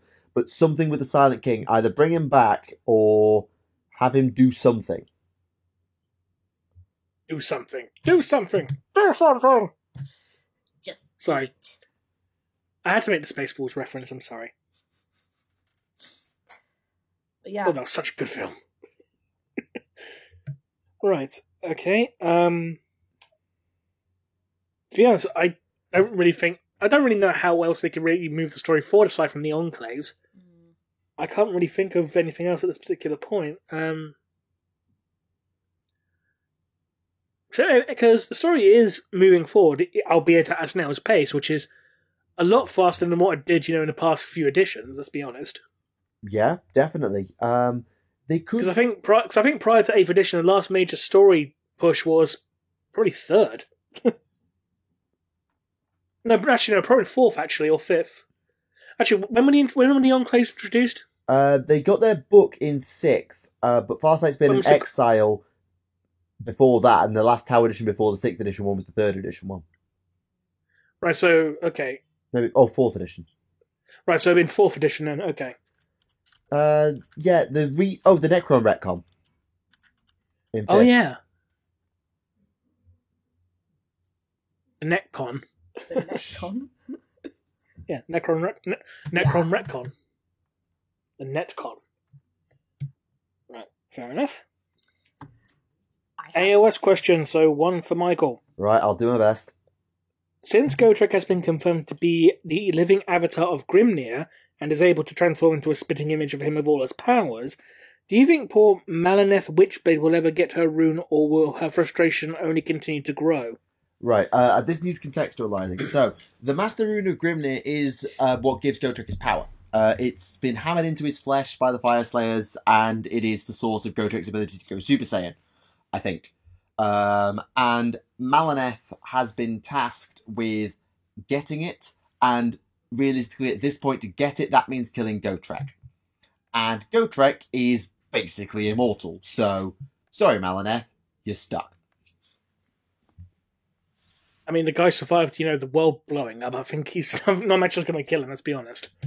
Yeah, Gotrek basically, he got poisoned by one of those virulent things that the witch elves had to throw at him, and he just threw up and said, and it was just like, ugh, stomachache, and moved on. I got the drizzling shits. Wasn't even that bad, he just threw up his beer and was done with it. I think I found what it was. The Ex Tenebris was meant to be like a weapon. Sorry, I think I found it. 1 hour later. We got it. Or have we? The only thing I can find of it, though, is in the Lexicanum. Ah. Is the source cited, though? Let me just quickly check. Citation needed. Exactly. Sources, Warzone, Damocles, Kayan. It would have a number next to it. Yeah. If, Page 166. Of what? Highlight of the Warzone Damocles. Warzone Damocles? Yep. Wasn't that the Raven Guard versus the Tau? Yep. So, we're talking about a weapon that Conrad Kurz gave to... hang on! Like, I can buy it might actually be mentioned there, because it is about the Raven Guard, so... Gold star, you got the right topic. Okay, I need to go and reread that, I think. Actually, read it for the first time, I've just read the plot beats. You just missed White suddenly quickly pop in, then disappear. Oh, I heard. We heard. Sorry. Go drink your food colouring. Yeah, sorry, it was just, this was more important because I've been, pulling my hair out over this. So yeah, this is the thing that I was on about, the Ex Tenebris.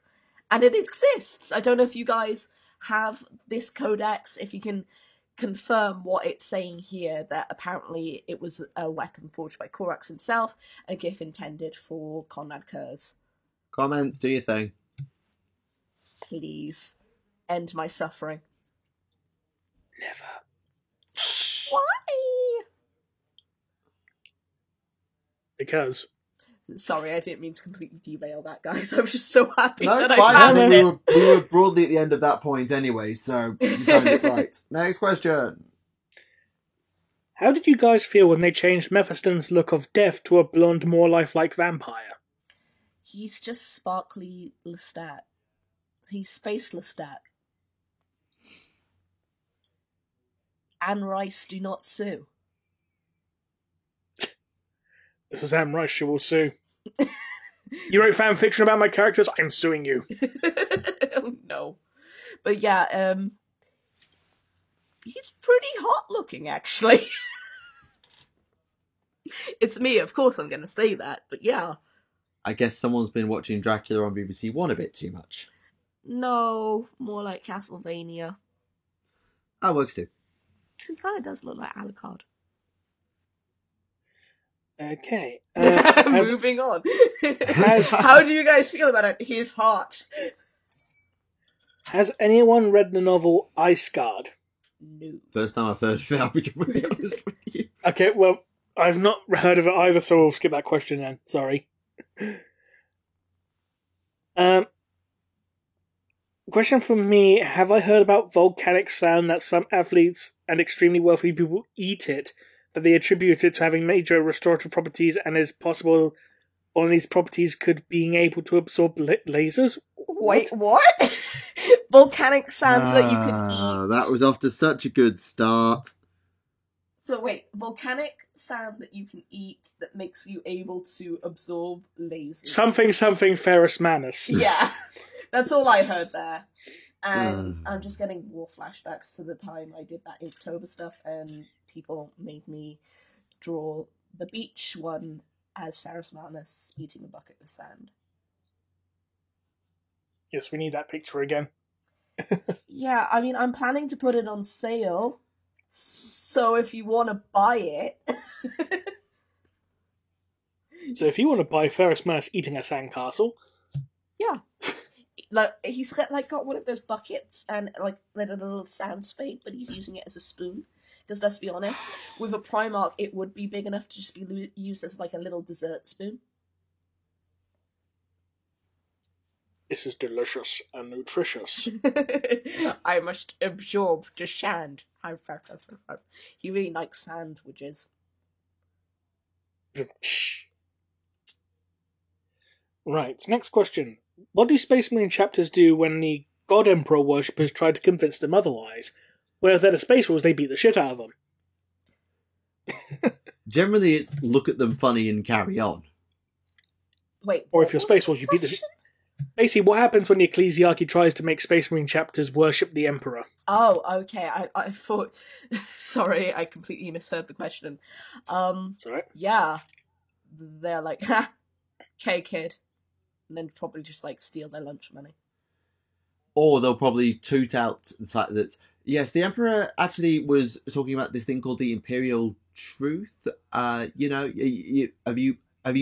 your history? You see in this history book over here, it's called the Imperial Truth, and does it talk about the Emperor being a Oh, god? but that's a heretical tome, Michael, you don't forget. Yeah, to the average citizen of the Imperium, that kind of thing is heresy.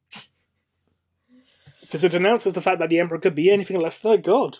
Yeah, it's kind of a case now of, rather than the Astartes tolerate the Ecclesiarchy's annoying god worship, the other way around. Ecclesiarchy allows the Astartes their indifference and different style because they're too important to kill. Yeah. And the fact that the Emperor, was responsible for their creation. Yeah, and they're literally, they, even though it's like a few lines down, they are still technically the blood of the Emperor. Technically. So they're the closest a lot of people are ever going to get to meeting the Emperor. So, yeah. They're kind of probably seen as too holy to touch. Indeed. Do not touch, child. Where did the bad ecclesiarchy member touch you? I'm sorry. I'll stop. It's alright. So yeah, any more questions? With all the current solar sail technology being researched, it is potentially possible to reach the other planets in our solar system much faster than we otherwise would have. If it was possible to visit those planets and moons, as we can't walk on the surface of gas giants, as a tourist, which planet or moon would you want to visit and why? Okay, I just need to quickly make the point of solar cell technology improving is great because it means our batteries last long. Mm-hmm. Great. The problem isn't batteries. It's time. Yeah. Because if you travel at sublight speed, it takes you 9 months to get to Mars. And remember that probe we launched to Pluto or whatever? It got there 15 years later, or like 11 years later or something. Mm-hmm. It takes ages to get anywhere. So you want to have a quick holiday to, I don't know, the moons of Saturn. I hope you don't mind a 5-year round trip, and I'm being exceptionally generous when I say that. Yeah. Oh, and also you can't come back. The gravity will kill you. More like actually, the gravity will kill you on that side, probably. I'm just recalling this one documentary I watched by Stephen Hawking, rest his soul. And he was basically talking about the amount of things with the technology we have now, what we'd have to do to just get to the other side of the galaxy. And honestly, he said whole generations would be born in space. You would need they'd need to be able to produce fuel constantly on the ship. You're talking generations, just possibly even millennia. Yeah, I'll put this into context for you. We are the Tau before they developed the ZFR. We're stuck crawling along, going exceptionally slowly, and a lot of us either will die along the way and need to give birth to new generations, or we use cryotechnology. Also, we need new fuel tech and fuel generation resources. For example, fusion power, which can keep going for a long, long time, and an ability to recharge it, for example, solar sails. Let's just say getting even to plummin Alpha Centauri, which is the next system over, is going to take forever. Ages. Yeah. And that's the next system. That's not the other side of the Milky Way. That's the next system. Yeah. In fact, I'll give you a couple of astronomical numbers, just so you get a feel of quite how far we're going here. Long story short, space big. Yeah, the distance from the Sun to the Earth, one astronomical unit, is 1.5 times 10 to the 11 meters, or if you like, about 150 million kilometers. So if you're traveling to the Sun, make sure you pack a lunch. And a lot of sun cream. It's 100 million miles to the Sun, which is a huge number. And I should also point out that because of the effects of, I think it's just the Big Bang, every single galaxy and everything within those galaxies is moving away. Yeah. Is moving away from each other and accelerating. So, it's getting harder and harder and harder to get from one system to the next.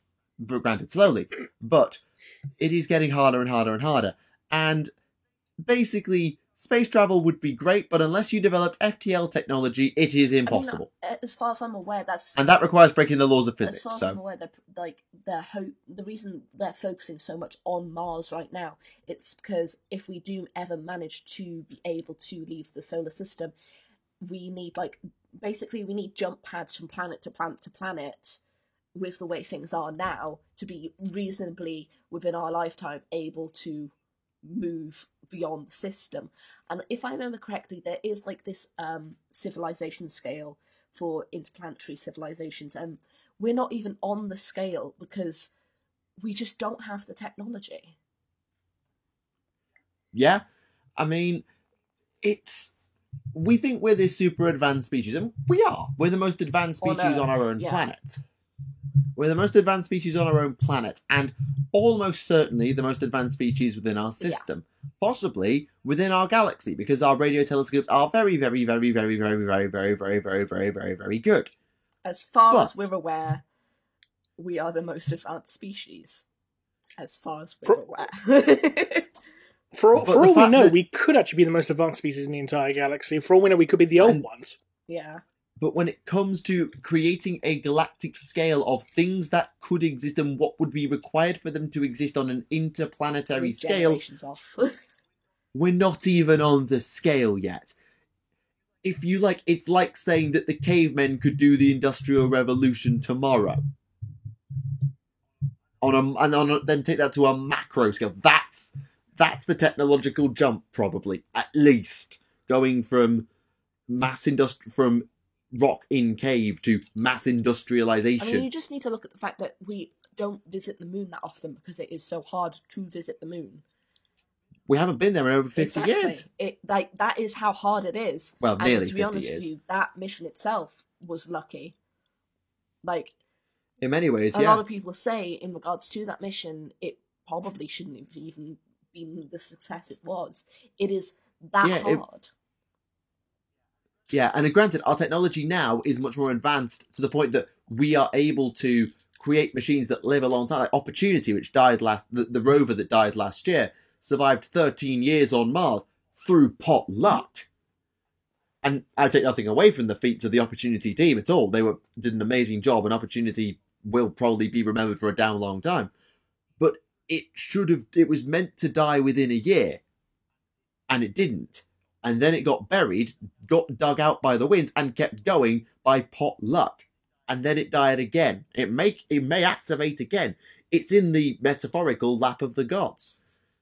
We don't have the tech. You have to hope that the machine spirit endures.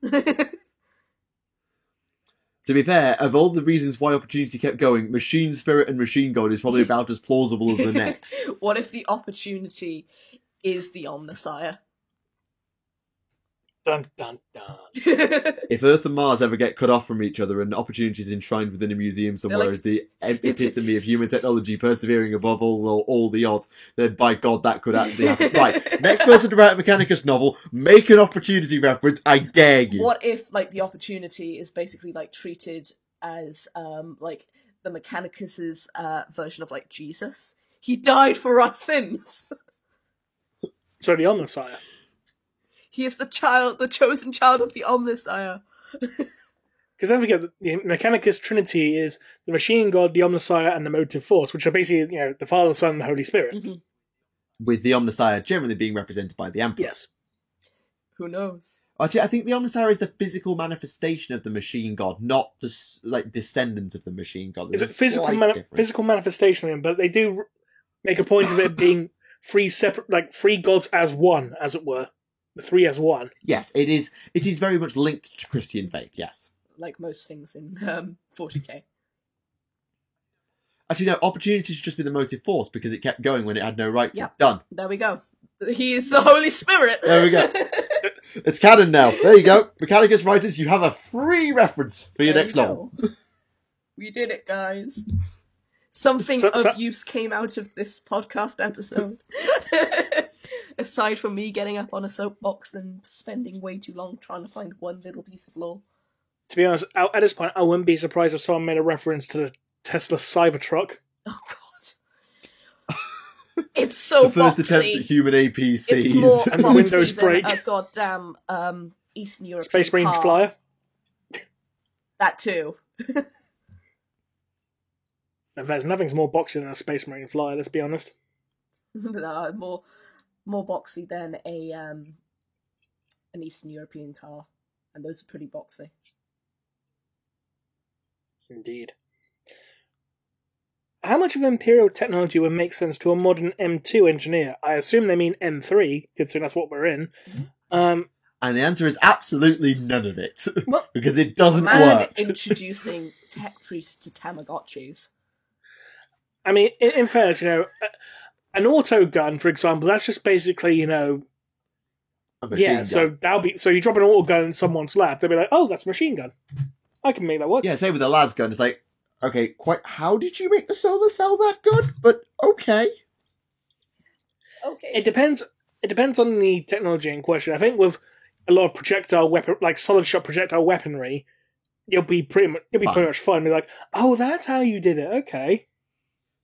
Yeah, you show them a power sword and a melter gun, and I can tell you, as someone who's tried to do melter guns for Tactical Tutorialis, your brain explodes. I like how you guys went straight for the weapons. I'm just here like, imagine tech priests finding Tamagotchis to be like, it's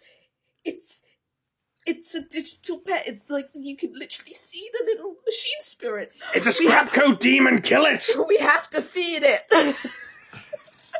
Do not give in to temptations of the ruinous powers. It's a scrap code demon. Must be purged. It's an abomination in the sight of the Omnissiah.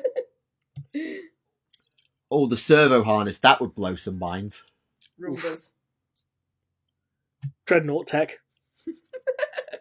I'm just trying to think of stupid machines now. Everything ever done by the Magos Biologis. Yeah. Because a lot of people say, you can't do that, that's unethical. The Nintendo Wii.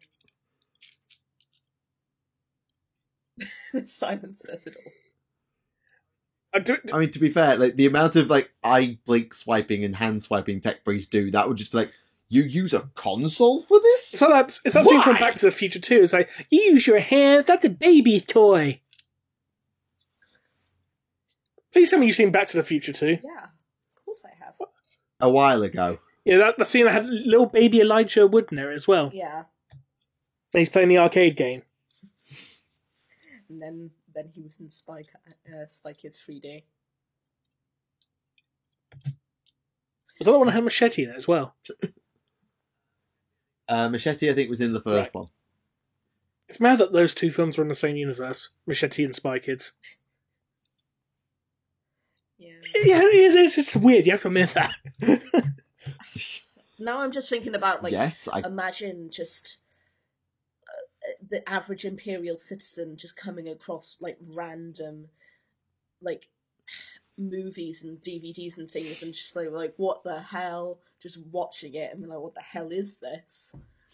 I mean, in fairness, in modern day 40k, there's trying to deal with the life of Brian. In fairness, in modern day 40k, there is a romance novel called "My Love for You Can Only Be Matched by My Devotion to Him," which is a romance novel set on Krieg. Oh God! Which is described as a verdant paradise world. Womp womp. Womp, in fairness, it was at one point in time. It's just, you know, it was just bombed to high hack. If they got nuked repeatedly, because Yurden decided to say, "Well, if the Emperor can't have it, no one will. Fuck you, bomb it." True story. Yeah, I can imagine like the Imperial Guard stumbles across the Alien movie and just like, why are there why are they like discount lictors here? Why are the cats? No. What I do? They'll view it as like, we have a historical record of a Xenos kill team. Okay. This could prove useful if we ever come across a Xenos species ever again. In terms of Alien, they probably assumed that the Xenomorph was just some kind of Tyranid. It was a gene stealer. And then one of them would be consumed in a Tyranid invasion, and then the Tyranids would learn about the Xenomorph, and then, oh god. And then they find Predator. It's like, it's a Kroot. Space Marines encounter Mortal Kombat. John Carpenter's The Thing. Damn lacrimals. That or, Chaos Spawn. This sounds like an incredibly good like React channel of like Imperial Citizens React. So moving pictures, heresy. I wouldn't be surprised with some words it would be like that. It's like a picture, heresy. Sound, heresy. Sorry. Alright. Hi, Wyatt. Hello again. Just making sure you're okay. I'm fine. I won't invade you because you're not Thunder and I can't do that. I can hear you, Dwight, so you're already invading it. He can't hear us. He can't hear you, but you guys can hear him. 1 second. What? You're a bunch Tell us something we don't know. Weren't you the one playing D&D? Catch you guys Yeah, we're playing D&D on Sunday. Love you. Also, hi, Kate. You. Love you too, babe. Thanks a bit. Love you. Sorry. How wholesome. The most How wholesome gate crashing that's ever happened so far. It was wholesome, and therefore it was heretical. Yeah, well, I'm sorry, but have you seen me? I'm blue. Dabba-dee-dabba-die? Literally, Trickster of Tzeentch is in my name. Heretical. Accurate. Do I You're give blue, a dabba-dee, fuck? dabba-die, dabba-dee, dabba-die, dabba-dee, dabba-die. Right. If Sanguinius and Ferrus Manus survived the heresy, where do you think they would have stood on splitting up the legions into smaller chapters? Well, I think Sanguinius would have gone with it, and Ferrus wouldn't. really? Because I actually think it'd be the other way around. Maybe. I feel like Sanguinius would just be too diplomatic to say no. But I think Sanguinius would do so, but he'd be reluctant to say, I really don't want to do this, but I also don't want to get into another fucking fight, so I'll just do it. I think also maybe with Sang is because he wouldn't want to take his hand off the tiller with regard to the Red Thirst. Yeah. Because See, that's true. The issue that I was thinking of. Like, he'd really want to keep his sons together. He wouldn't want that to really get out there. Also, he has a habit of disagreeing with a lot of things that Guilliman comes up with. So, yeah, I think it'd be the other way around. Whereas, like, Ferrus Manus, he strikes me as the type who'd be more akin to maybe like, okay, this is a new like way of restructuring it. It means, you know, we're gonna have more scope, more chance to maybe spread out. But at the same time, Ferrus Manus also despised weakness, and he might view splitting his legion into small chapters as a sign of weakness. Yeah. also, I remember Ferrus's remarks about the mechanization of the Iron Hands and his desire. This is in the Wrath of Iron opening monologue, for him to be able to cast off this reliance on metal over flesh. These hands are not my hands. Something. Something. Yes. So again, he wants his hand probably quite firmly on the tiller, so that the Iron Hands, even if he can deal with some of them, he doesn't want any of them to go down the route that the chapter actually ended up going down. But you know details. So I think both disappointments to your dad. I think both of them might go with it eventually, though Ferrus would probably, I think in my opinion, put up more of a resistance just because he's a bit more obstinate by habit. Yeah. I mean, Rogol Dawn, for example, he only agreed to do so after having the shit kicked out of him during the Iron Cage. Yeah. Because originally he didn't want to do it, and it was like the future chapter master of the Fifth Exemplar said, actually, Dad, this is actually a pretty good idea. I don't know. Oh, Pertwee just kicked the shit out of us, and the Ultramarines have just saved us. Fine, I'll fucking do it. Painglove meditate on it and then decide that the Legion... He agreed, he then came round to the idea before the Cage, but whereas the Legion were never going to go with it, so they needed to be tempered in the Cage. Or something. Something like that. Something bad, Dad. Something dark side. something dark side. Just another day at the office for the Primarchs. Something complete. Something grey. I will be in your body and take it over. He wanted to be in her body. That has so many lewd implications. Yes. Stop. I mean, if My show. we're going to talk about lewd My show, stop. implications. It's going on my channel, students can find it, stop. Palpatine had a child. Spoilers. I don't think anyone cares about the new Star Wars spoilers at this point. I think they've already known about them. Yeah. I mean, I was sure always spoilers until today, to be fair. I was just more confused, so why... How come every Star Destroyer now has a Death Star grade cannon on board? Yeah. Wasn't the whole point of the reason why the Death Star was so big was to house the power generator unit to power the fucking cannon? Exactly, where the fuck did they get, Also, where did they get the fucking materials to build it? Where did they get the crew for all those Star Destroyers? Where did any of this come from? J.J. Abrams' ass. Quite possibly, literally, just took a blank piece of paper and wiped his ass with it. And new it's movie. just like halfway through, it just seems like they completely decided that they're going to completely change the direction of where they were going with the movie, and it's just a mess. It's a mess. I'm sorry, I'm going to yell about Star Wars now. This is your fault. Yes, Michael, it's your fault.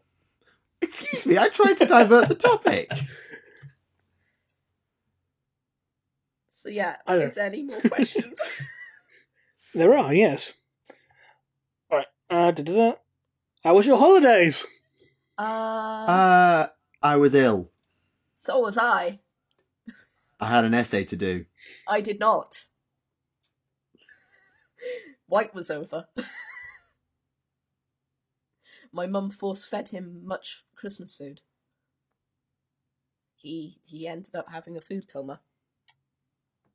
Oh, bless him. Did he wash it all down with food colouring? No. You didn't feed him enough then. He doesn't always drink food colouring. Just when you tell him to. In fairness, I never told him to originally. He just did that by his own volition. Well, no, if I remember correctly, it was a dare. I have the conversation to hand, and he said, "Hey, Rem, if you get people to retweet this 10 times, I'll drink food colouring." Okay, fair enough. It was his fucking fault. He did it, so yeah.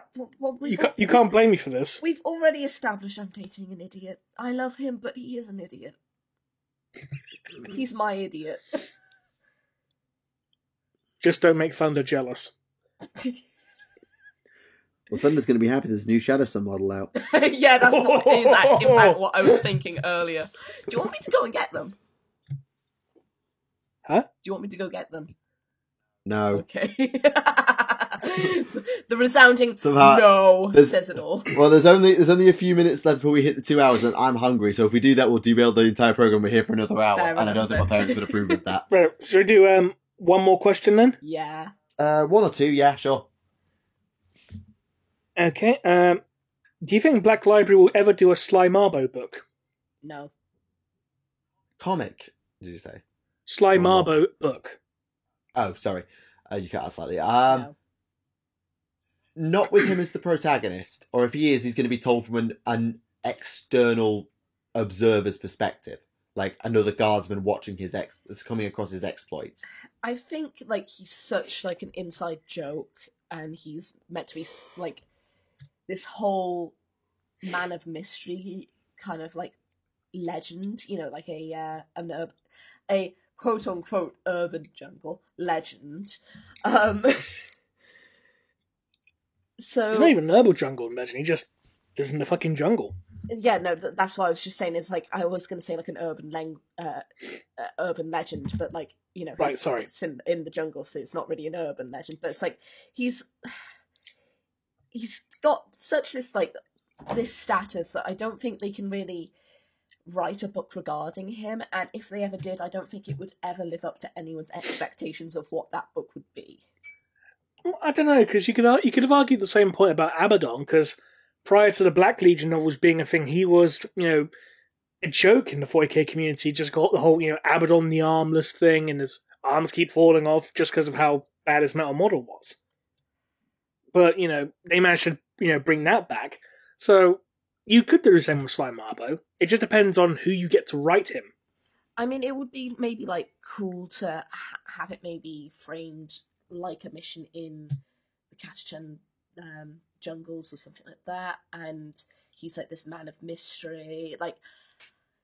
It would need a very specific way to write it for it to work. You could possibly do. I'll tell you what you could do. You could do it as a series of short stories of different missions, but interposed with a debriefing of him being debriefed by a colonel or something. Mm-hmm. Or being briefed for a next mission, and they basically we're making him Solid Snake. I'm sorry? We're making him Solid Snake. Nah. But no.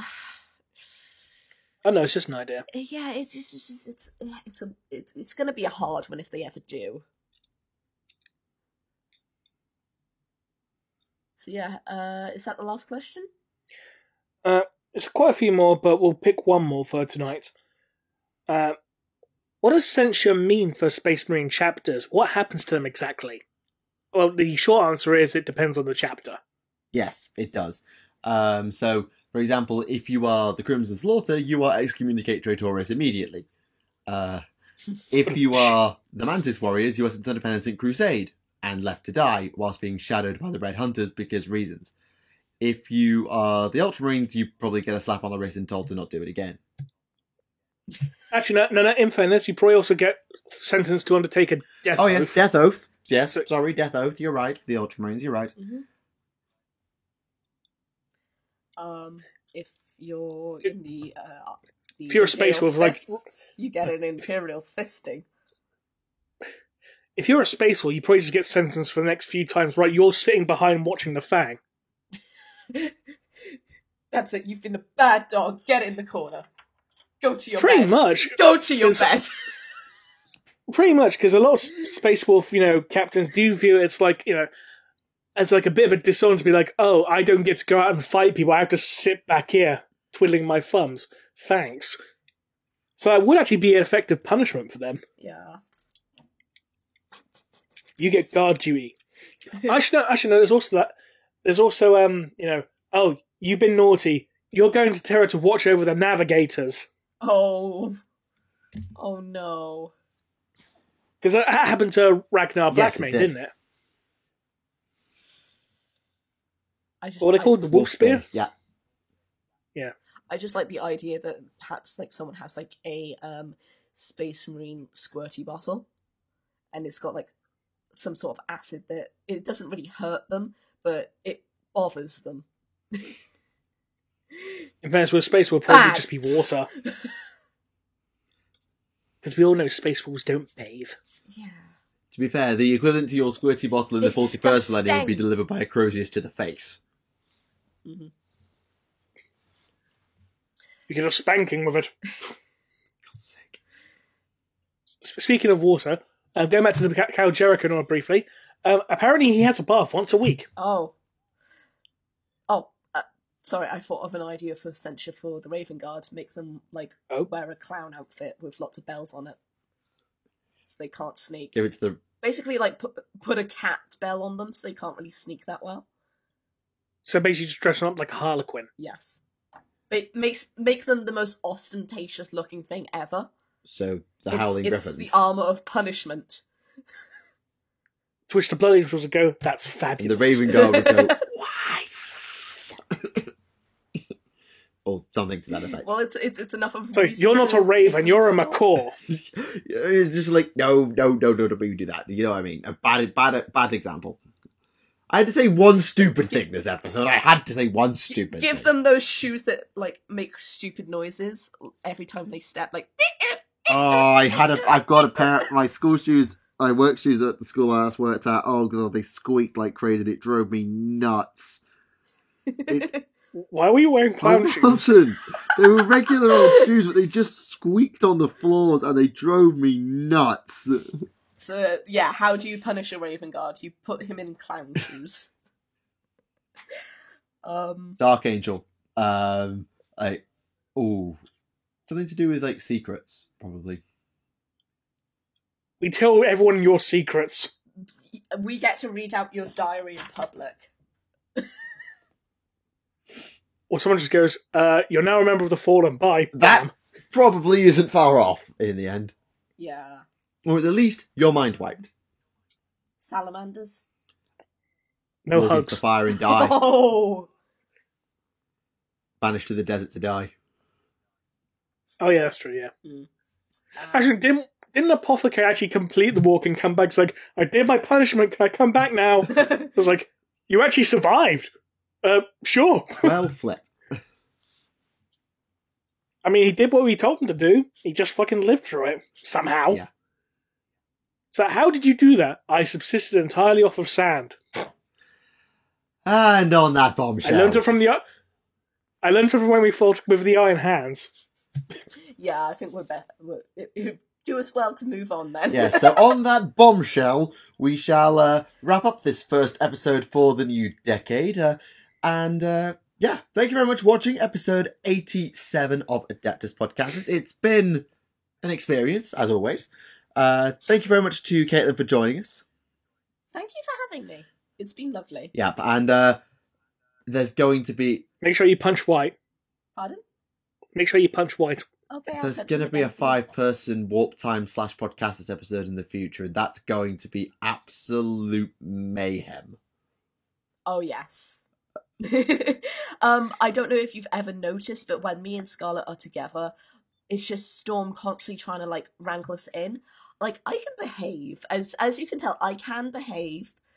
But me and Scarlett have such an energy that when we bounce off of each other, we cause absolute mayhem. So did you watch the first 30 episodes of this show, or every episode that involves a TTS person I don't know that well? It basically just involves me wrangling Remlays. Yeah. I've been on my best behaviour for you guys today. I hope you're happy about that, because it's probably not going to happen in the future. And in fairness, we didn't get mentioned too much about Ian Watson this time. So there he goes. Right, we're going to stop now. Right, thank you very much for watching Adeptus Podcast. This has been Tactica Imperialis. This has been Remlace from 40k Theories. Oh wait, am I meant to say something about myself? Just yes. Say something. Who you are would do. Pressure. Sorry. And I am Caitlin from Arsenic Typhoon on Twitter. I am the pussycat! And we will see you all. Pussycat! We will see you all next time. Thank you very much for watching. And goodbye.